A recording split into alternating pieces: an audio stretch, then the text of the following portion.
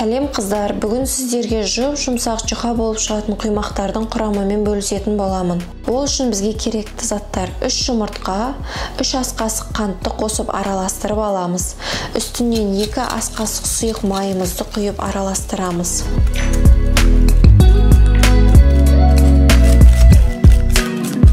Оның үстінен ұнымызды салып аламыз. Мен ұнды 2-ге бөліп салдым. Ұнды алдын ала електен өткізіп, дайындап қойдым.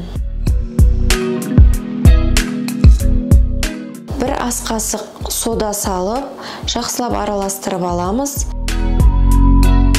Үстінен сүтімізді құйып араластырамыз.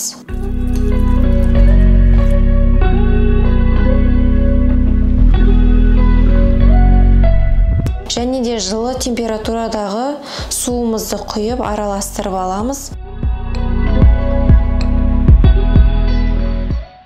Құймақтарымыз дайын.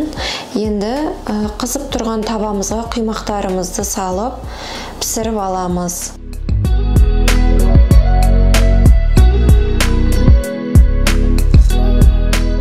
Құймақтарымыз дайын, өте жұмсақ жұқа болып шығады. Дайындап көріңіздер. Астарыңыз дәмді болсын.